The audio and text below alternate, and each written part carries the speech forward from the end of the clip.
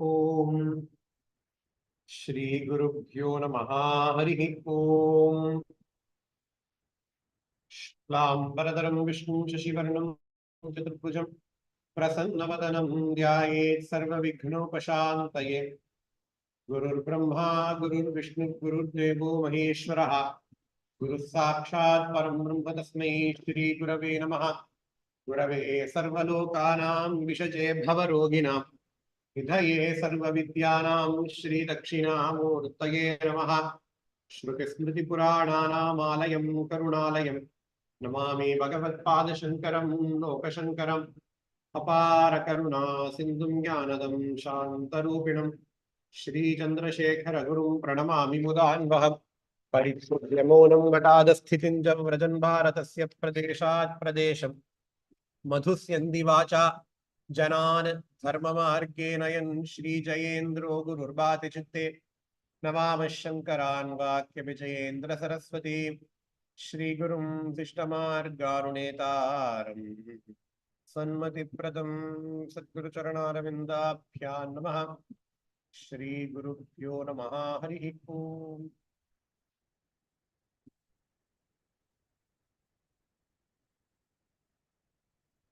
So let us start our Viveka Chudamani class with a story from Srimad Bhagavatam. We all know Vyasacharya, right? Vyasam Vasishtanaptaram Shaktev Pautram Akalmasham Parasharatmajam Mande Shukatatam Taponithim. So Vyasacharya's son is Shukabrahma Maharshi. So Vyasa is a great Acharya. He has split the Vedas into four. Vedas were just one corpus. We don't subscribe to the school that says, okay, Rig Vedas, the oldest, Atharvana Vedas, the newest. No. Vedas are eternal. They are just one body. They are Apaurusheya. Apaurusheya means it's not written by anybody. In olden days, in previous yugas, Krita, Treta, and Dwapara yugas, people had the capacity to study, to memorize the entire Veda. But in Kali Yuga, people will not have that capacity. So Vyasacharya with the Sapara Karuna, he has split the Vedas into four, into different shakhas, so that it is easier for people to study Vedas, to understand it. Right. Vyasacharya also has written Mahabharata, the great Itihasa, and he is also credited to be the author of the 18 Mahapuranas and Brahma Sutras. So he is a great person, great rishi. There is no second question about it. Vyasacharya's son is Shukabrahma Maharshi. Shuka. He is also in the Advaita Guru Parampara. Shukam Gaudapatam Mahantam Govinda Yogendra Patas Narayanam Padmabhuvam Vasishtancha Narayanam Padmabhuvam Vasishtam Shaktincha Tatputra Parasharancha Vyasam Shukam Gaudapadam Mahantam Govinda Yogendra Patas Sishya. So the son of Vyasa, Sukabrahma Maharshi. Shukabrahma Rishi is a great Jivan Mukta. Right? He is a Mukta. He is an Atma Jnani. Right from his birth. Okay. So when Vyasacharya and Shuka, so this is a story that comes in Srimad Bhagavatam.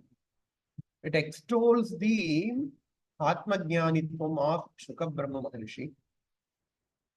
Apparently, at one point of time, Vyasa and Shuka were going from one place to another. And a group of women were taking bath in a nearby pond. Okay. group of women were taking bath in a nearby pond. And Vyasa was going in front. Sorry, Shuka was going in front. Vyasa was going, Vyasa was following Shuka because Vyasa is a little bit old. Right? So he follows Shuka. He walks a little bit slowly. And Shuka was going in the front. What happened was, these group of women, they did not bother when Shuka was passing them. They didn't bother. They didn't even notice Shuka. Shuka was at his prime of his youth, right? 20, 25 years. But they did not bother when that young fellow was passing by. But when Vyasacharya was passing by them, they got very conscious. They were adjusting their clothes in order to protect their modesty. Vyasa saw that. Vyasa saw that they did not bother when Shuka was passing by. Shuka was in his prime of his youth. Vyasa is a very old person. So Vyasacharya got a little bit curious. So he just waited there. They finished their bath and then they clothed themselves. And then they came out of the pond. So Vyasacharya, they stopped those girls. And then he asked, hey, I am a very old guy, right? But Shuka is a young guy. You did not bother when he was passing by you. Normally, when a young person is passing, women will be more self-conscious, right? But I am a very old guy. Will probably be the same age of your grandfather. But why were you very self-conscious when I passed by and you did not do the same when Shuka passed by? He was naturally curious, so he asked that question to the young girls. And one of the girls said, hey, Vyasacharya, just think. This question is not asked by your son. Right? Your son is not asking why you were not self-conscious when I were there. Why you are self-conscious when my father was there. This question is not asked by him. Only you ask his question. Your son is not even bothered when we were taking bath. But you noticed us. Your son is an Atma Jnani. You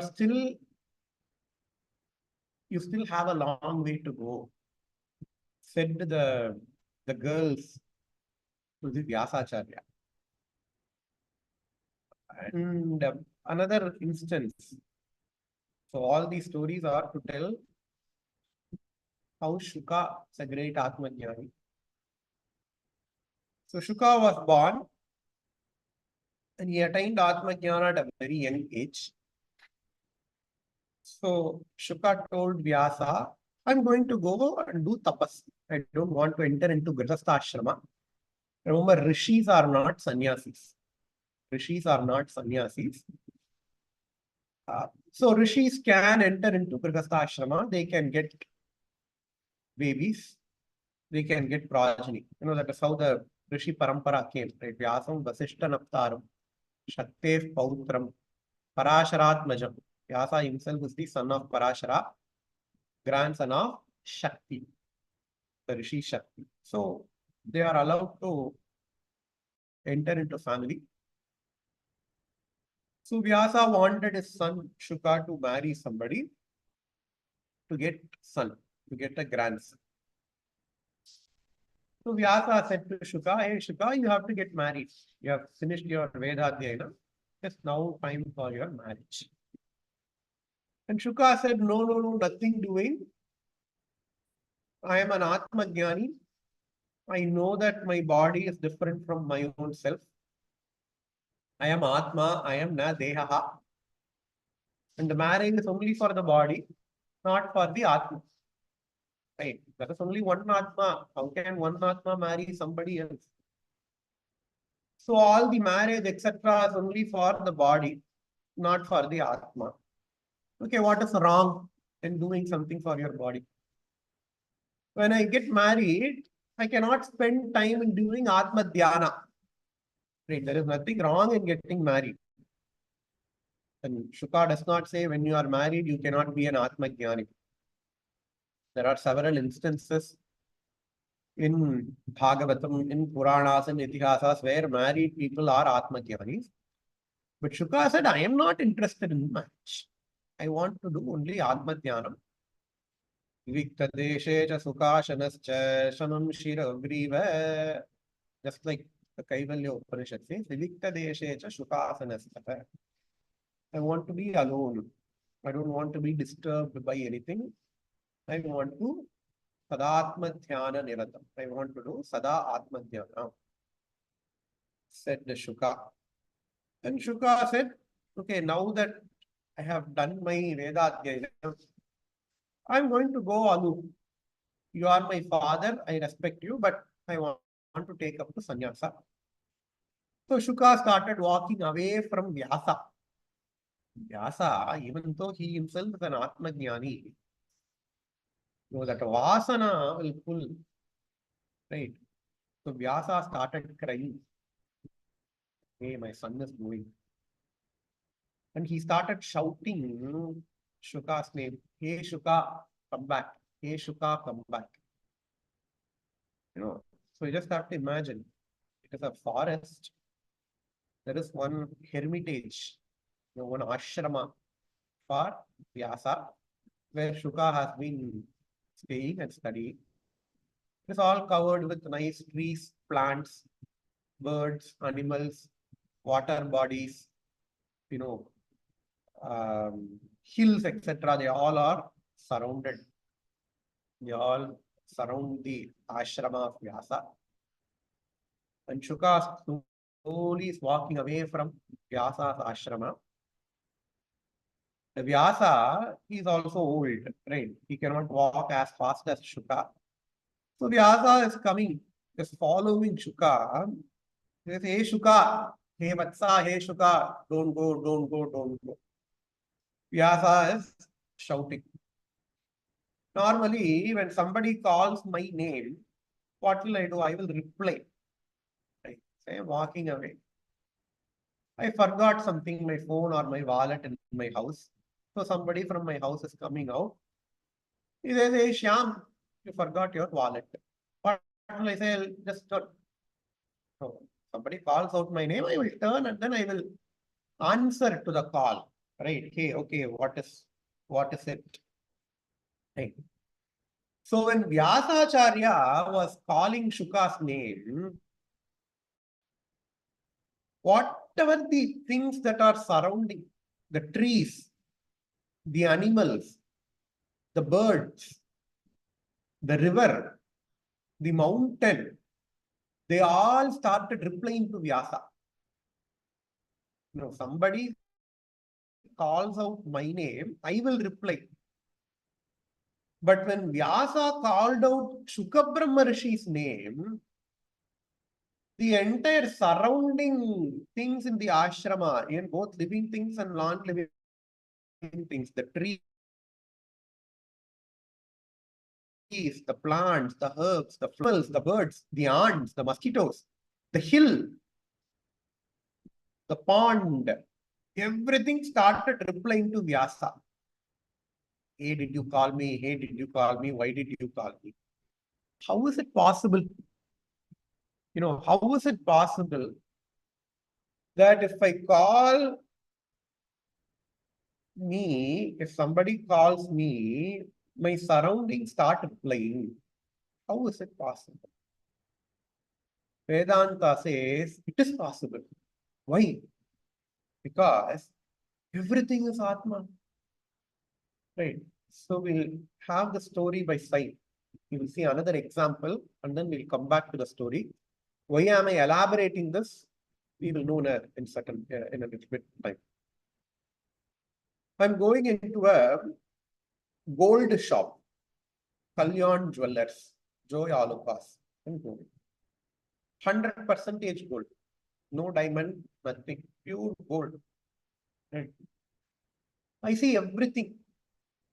I see every ornament there. They have got gold chain. They have got gold bangle. They have got gold ring. They have got gold uttiyanam, gold nettichuti. 5,000 different varieties of golden ornaments they have got. I can have two drishtis. Right. The first drishti, I can see each and individual thing as a separate thing. Okay, chain is separate. Ring is separate. Uddiyanam is separate. Each and everything is separated. Or, if I'm very shrewd, I can see everything as gold. Right? Because everything is made up of gold. All the ornaments are made up of gold. All the ornaments are sustained by gold. All the ornaments, when they cease to exist, it is the ornaments that cease to exist, not the gold. I break a bangle. I break a bangle. It is the bangle that will cease to exist, not the gold. Gold will be there. Right? If I get bangle for 5 pounds, 5 பவுனுக்கு நான் ஒரு வளையல் வாங்கினேன்னா இந்த வளையலை உடைக்கிறேன். I break that bangle. The broken bangle, I cannot use it for my hand, but it will still have 5 pounds of gold. Right? So it is the bangle that breaks, not the gold. So if I am an uninitiated, I can see each and individual things differently. The problem with seeing each and individual things differently is jatasya dhruvo mrityuhu dhruvam janma mritasya cha. Whatever that comes, whatever that has got a date of manufacture, it will have a date of expiry.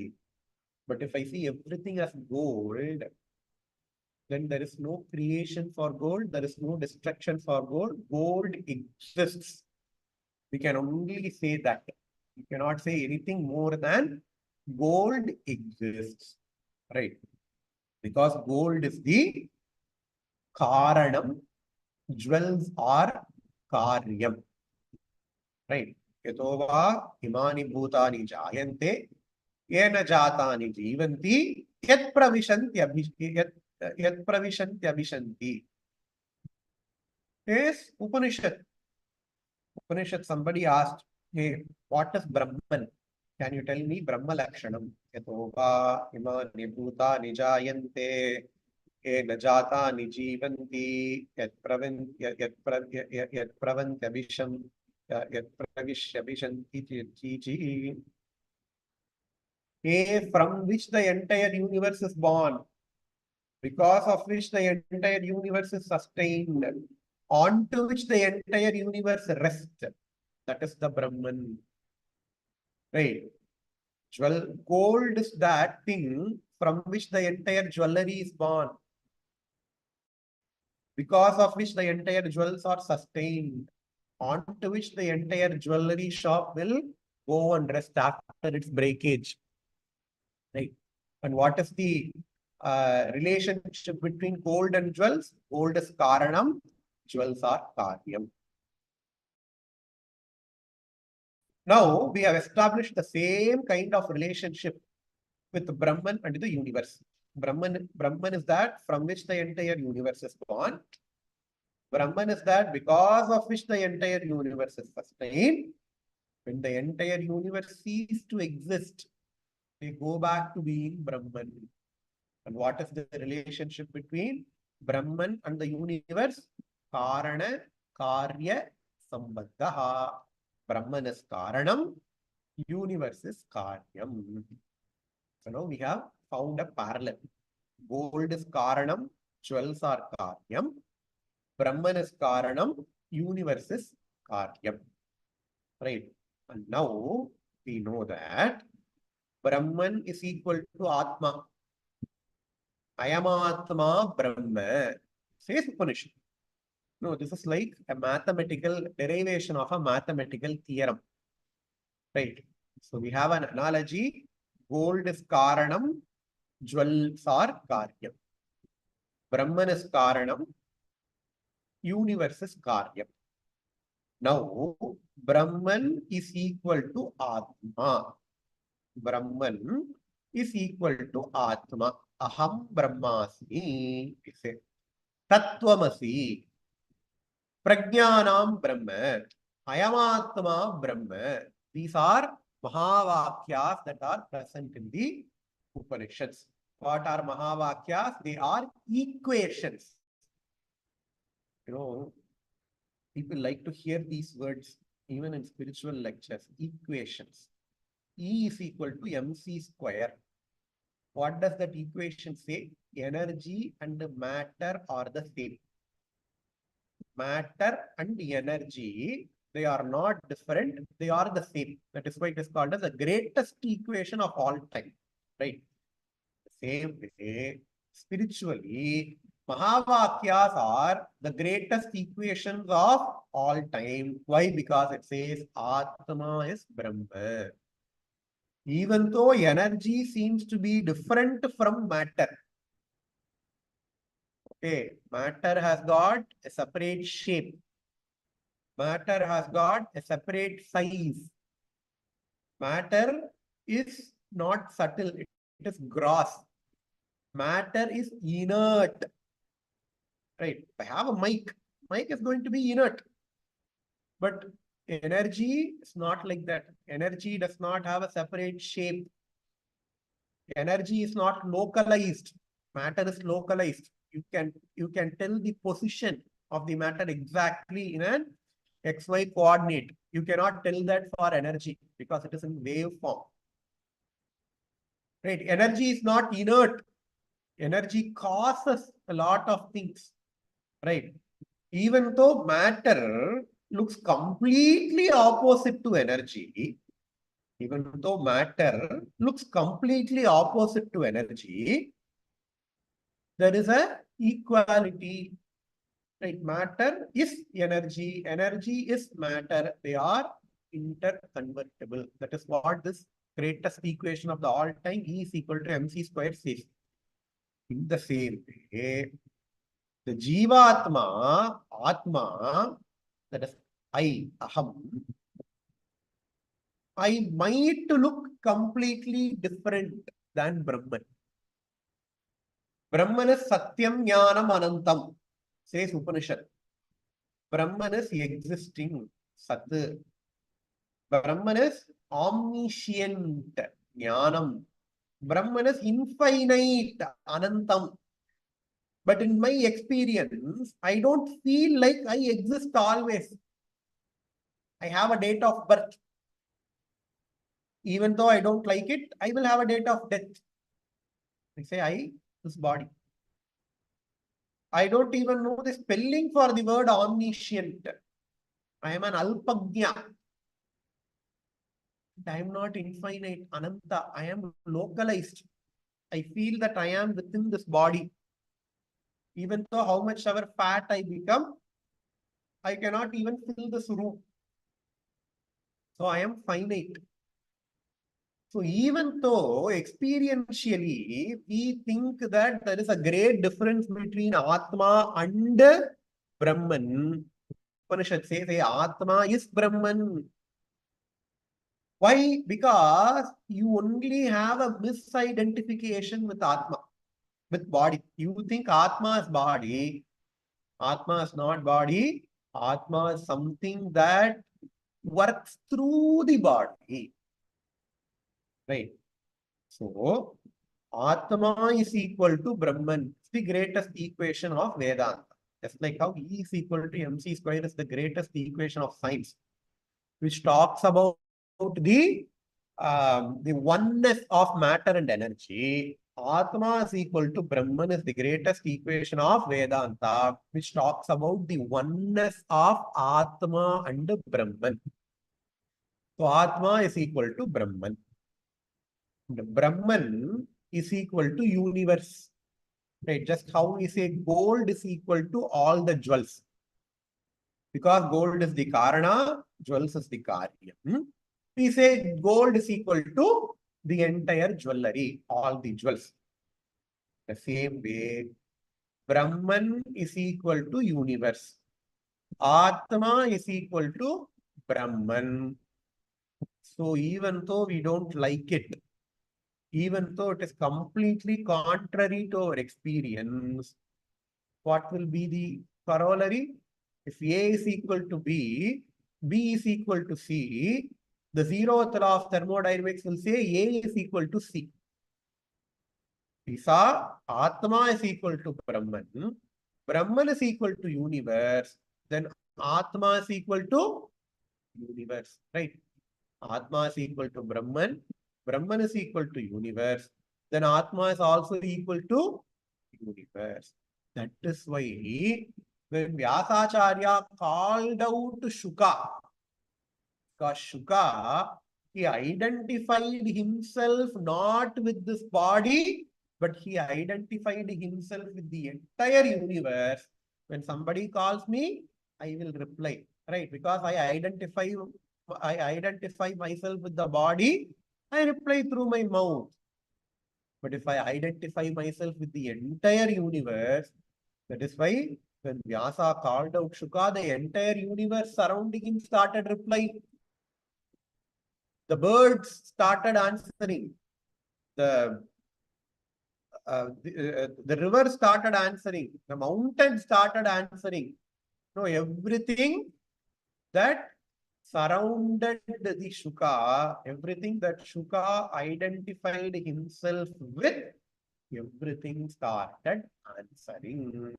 This is the reason why when Vyasa called out Shuka, everything surrounded Shuka started answering. Now we have to understand a lesson. Do not think that this is some Puranic story. We are Atma. Who are we? We are not Deha. Aham na Dehaha. Aham Dehaha nasmi. Aham Atma asmi. I am Atma Brahma. Therefore, Aham Brahma asmi. Again, Aham Atma asmi. I is equal to Atma. Equation number 1. Atma is equal to Brahman. Equation number 2. Comparing equation number 1 and 2, I is equal to Brahman. That is equation number 3. Right? Keep this on one side. Another side, Brahman is equal to universe. Equation number 1. Now you have to see the equation number 3. What is equation number 3? I is equal to Brahman. I have another equation that says Brahman is equal to universe. Then if I combine both, I is equal to universe. I am equal to the universe. Aham universe asmi. Aham Brahmasmi is something different. And because Aham Brahmasmi, Aham universe asmi. Aham Vishwaha. Vishwarupa is not only for Krishna. We all are Vishwarupan. The moment we identify us with Atma, we are the entire universe. You have to understand that. Then what is my body? Right now the question comes. If somebody hits me, I feel the pain. But if somebody hits a chair, I don't feel that pain. Because we also have to see our experience. Right? If somebody hits me, I feel pain. But if somebody hits this table, somebody hits this chair, I don't feel any pain. Then how can I say I am not the body and how do you want me to identify with my body, not identify with my body? And how do you ask me to identify with everything that is present in the universe where experientially I don't do that? Vedanta says it is because of upadhi. It is because of limitations. And by doing Atma Dhyana, you can slowly stop identifying with your body and you can start identifying with the rest of the universe. There is Pratyaksha. There is Anubhava Pramana here as well, right? What is the Anubhava Pramana? I have a dog. I have a dog. That dog will only feel its body pain, right? The dog will feel only the pain that is present in its body, right? If something happens to somebody else, dog will not feel any pain. Dog will not feel any sadness, sorrow. But if something happens to my immediate family members, what happens to me? Right? Somebody died or somebody got into an accident. They feel pain. In English, we had this word called as compassion, empathy. Biochemically, there is no basis for compassion or empathy. Right? If somebody is narrating a story of how they got hurt, for people who have got a lot of compassion and empathy, they will feel pain in the same place. In the movie, when the hero gets hurt, we will also start getting hurt. We will also emote the same emotions as the hero. Why do we do that? It is because we identify with him. Right? We identify with the hero in the movie. We identify with our family. That is why when somebody else gets hurt in the family, we feel the pain. We mourn for somebody else's loss. A dog does not mourn for somebody else's loss. A cow does not mourn for somebody else's loss because why? They will only identify themselves with the body. They don't even identify with their immediate family members. But we do that. Right? We identify not only with our body, even though we have maximum identification with our body. If somebody has lost money, we feel sad. Why? Because we identify with them. We feel that there is some connection between me and them. Even though that connection is bodily connection. Right? Do I identify with him? Because he's my son. Because he's my father. Because he is related to me. I identify myself with my relative. That is what normal humans do. Right? And some people who have gone beyond a certain level, who has gone beyond certain level of maturity, what do they do? Even though they do not have any bodily connection with the other person, they will start feeling their pain. Even though I do not have any bodily connection with other people, I will start feeling their pain. You say Gandhiji started a satyagraha. Why? Because he can feel others' discrimination. He can feel that others get discriminated and that bothered him, that pained him. Right? Any Mahatma, any person who does social work, why do they do social? Because I feel with the other person. Even though I'm not connected to him through body, I feel the other person. Right? So with practice, the practice does not come with it is not days of practice, it is not hours of practice, but it is janmas of practice. It is janma janmantara abhyasa yogena tu kaunteya, says Krishna, right? It is janma janmantara abhyasa. You will start you will start identifying yourself with others. Right? But even for those people, the identification will end with humans. They will not identify with small birds. They will not identify with rivers. They will not identify with mountains. Right? That takes even more abhyasa.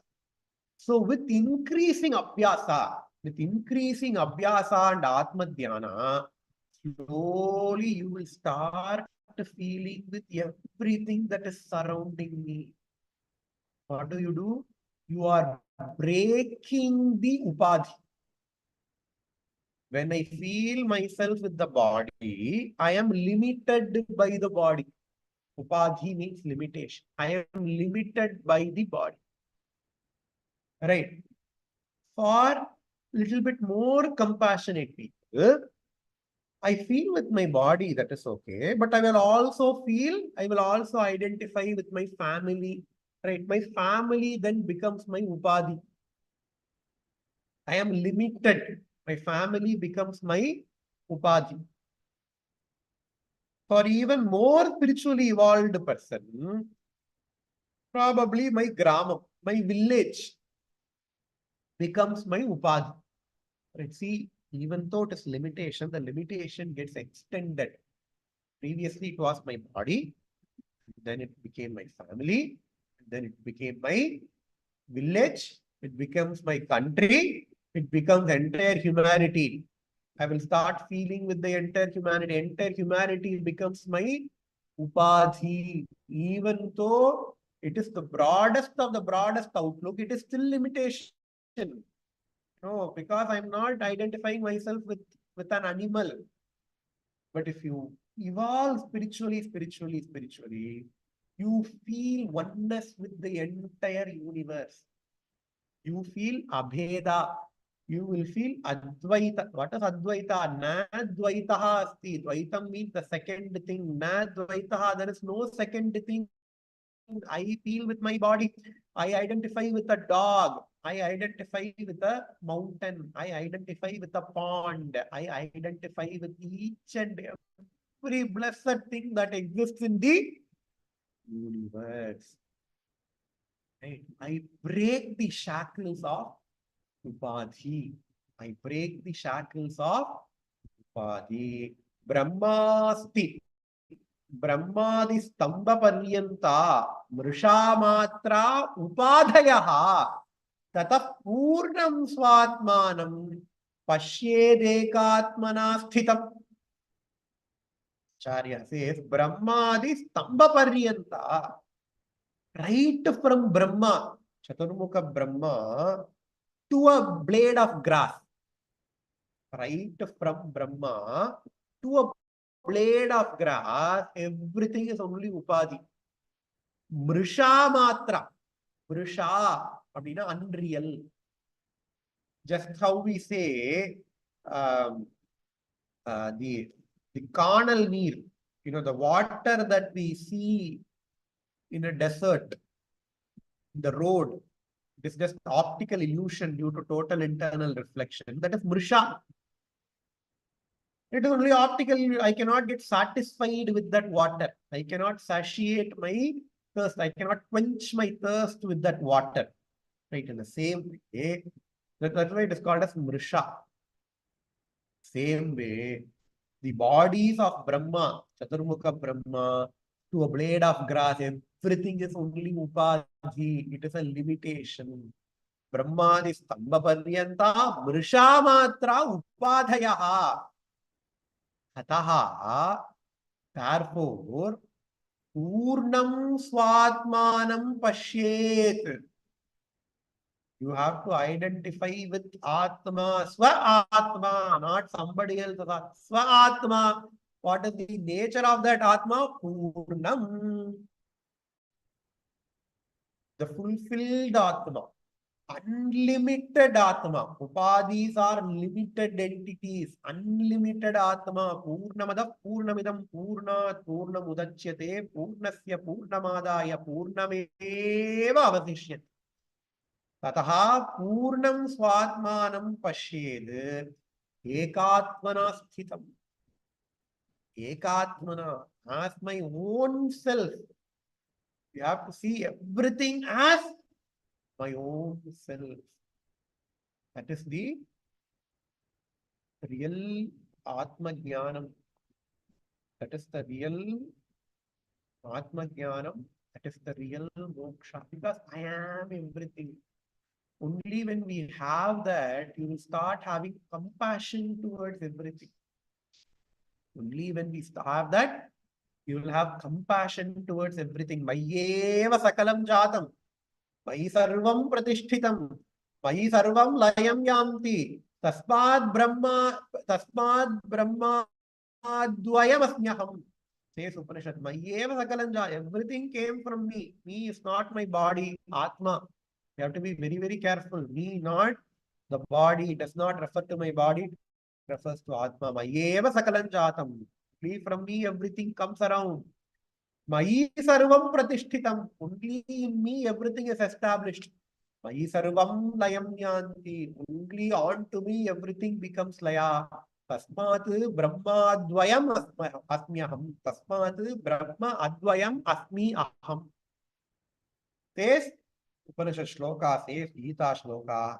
So here Acharya himself says, Swayam Brahma, Swayam Vishnu, Swayam Indra, Swayam Shivaha, Swayam Vishwamidam Sarvam, Swasvayama Danya Na Kinchana, Swasvama Danya Na Kinchana, Swayameva Brahma, I am Brahma. Because even the body of Brahma is a limitation. Swayam Vishnu, I am Mahavishnu, because the body of Vishnu is a limitation. When I see Atma, Brahma, Vishnu, Shiva, everything is Atma. I am also Atma. Swayam Brahma, Swayam Vishnu, Swayam Indra, Swayam Shiva. Moksha, there are 4 types of moksha that all the bhakti philosophies say. Right. Salokyam, Samipyam, Sarupyam, Sayujyam. 4 types of moksha in bhakti philosophy. Salokyam. I go stay in the same loka as my upasya devata. Shivalokam, Vaikuntham. I go stay in the same loka. Salokyam. Samipyam. I won't be there as a gatekeeper, but I will go and do seva to the upasya devata. Right. I will be very near to Brahma. I will be very near to Vishnu. I will be very near to Shiva. Samipyam, Samipam. Sarupyam. I will take the same form as Brahma. I will take the same form as Parameshwara. I will take the same form as Mahavishnu, Sundarar.